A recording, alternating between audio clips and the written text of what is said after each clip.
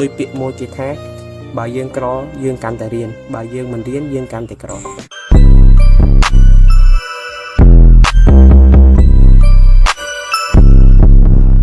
បើបងប្អូនណាដែលគាត់នៅរៀនអនុវិទ្យាល័យដែលមានបំណងតែឈប់រៀន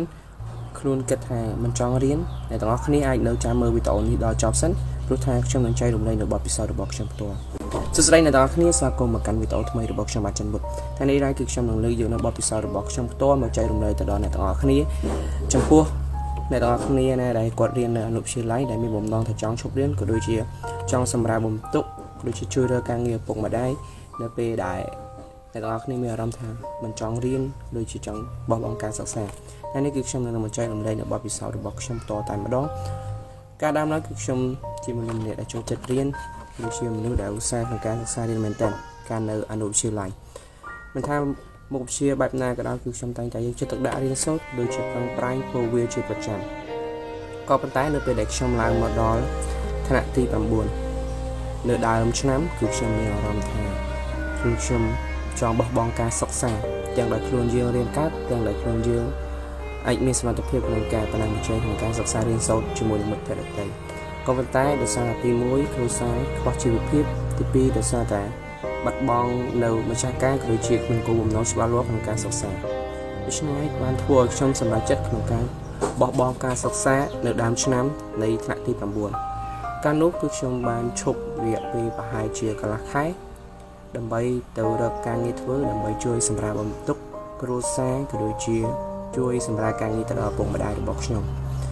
កាលនោះគឺខ្ញុំបានទៅធ្វើជាអ្នកដឹកជញ្ជូនដែលលក់គ្រឿងអគ្គិសនីក៏ដូចជាគ្រឿងសំណង់នៅតាមខេត្តនានាជាមួយនឹងបងប្អូនជីដូនមួយរបស់ខ្ញុំដែលគាត់ជាថៅកែឬជាគាត់មានមុខរបរជា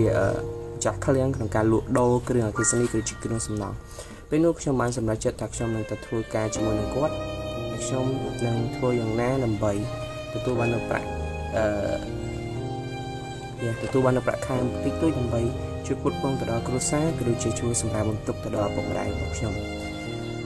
កាលនោះមិនថាឪពុកម្ដាយរបស់ខ្ញុំគាត់មិនខាត់ទេគឺគាត់បានខាត់ដែរគាត់បានសួរថាកូនចង់ឈប់ឬក៏គួរតែបន្ត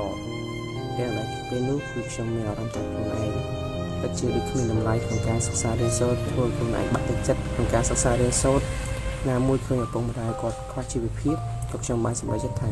បោះបង់ការសិក្សាចោលហើយខ្ញុំបានទៅធ្វើការជាមួយនឹងបងប្អូនរបស់ខ្ញុំនោះគឺបានប្រហែលជាកន្លះខែអាចនឹងឈានទៅដល់1ខែក៏ប៉ុន្តែអ្វីដែលអភិនិហាសម្រាប់រូបខ្ញុំតែធ្វើឲ្យខ្ញុំត្រឡប់មកការសិក្សាវិញ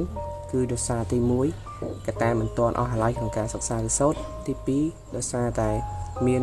មិត្តភ័ក្តិដែលគាត់ជំរុញឬជាផ្ដល់កម្លាំងចិត្តឲ្យខ្ញុំត្រឡប់មកវិញទី3ដោយសារតែកត្តាគ្រូកត្តាអ៊ំកត្តាបងប្អូនឬជាឪពុកម្ដាយគាត់បានសាកសួរក៏ដូចជាបានតែសួរជាហោហែជារៀងរាល់ថ្ងៃពេលនោះគឺធ្វើឲ្យខ្ញុំចាប់ផ្ដើមមានឱកាសដូចជាបានគិតឡើងវិញថាតើខ្ញុំគួរតែត្រឡប់មកការសិក្សាវិញឬក៏យ៉ាងណាអ្វីដែលធ្វើឲ្យខ្ញុំបានឈានមកដល់ការសិក្សាវិញនោះគឺជាថ្ងៃដែលមានថាអ៊ំរបស់ខ្ញុំនិងគ្រូរបស់ខ្ញុំគាត់បានពិភាក្សាក៏ដូចជាបានតែសួរអំពីសុខទុក្ខក៏ដូចជាសុំមូលហេតុនៃការឈប់រៀននៅពេលនោះគាត់បានផ្ដល់ឱកាសឲ្យខ្ញុំបានចូលរៀនវិញម្ដងទៀតពេលនោះដែលធ្វើឲ្យខ្ញុំមានឱកាសក្នុងការសិក្សានៅសាម្ដងទៀតដូចជារហូតបានធ្វើឲ្យខ្ញុំប្រឡងទទួលបានសញ្ញាបត្រ diploma នេះហើយគឺជាសមិទ្ធផលនៃការសិក្សារៀនសូត្រទោះដល់ចំណុចចុងក្រោយឬក៏គ្រួសារយើងវេទនាយ៉ាងណាក៏យើងគួរតែកុំបោះបង់ការសិក្សា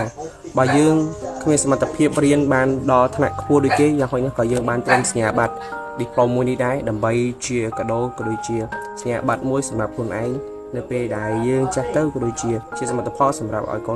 នចៅរបស់យើងបានឃើញថានេះជាសមិទ្ធផលរបស់យើងទោះយើងមិនបានរៀនចប់រៀនដល់កម្រិតខ្ពស់បែបណាក៏យើងទទួលបាននៅកម្រិតមួយនេះដែរហើយនេះគឺជាឱកាសមួយរបស់ខ្ញុំគេហៅជាឱកាសមានឱកាសប្រាស់ដែលធ្វើឲ្យខ្ញុំត្រឡប់បានមកការសិក្សាវិញទោះបីជាក្នុងស្ថានភាពបែបណាក៏ខ្ញុំដែលចិត្តចង់បោះបង់ការសិក្សាហើយក៏ដូចជាមានអារម្មណ៍ថាចង់ឲ្យខ្លួនឯងកាន់តែមានមោទនភាពធ្វើឲ្យខ្លួនយើងកាន់តែមានការខំប្រឹងប្រែងជាងមុនទោះបីជាគ្រួសារយើងអត់យ៉ាងណាយើងគួរតែកុំបោះបង់ការសិក្សាដោយពាក្យមួយគេថាបើយើងក្រយើងកាន់តែរៀនបើយើងមិនរៀនយើងកាន់តែក្រ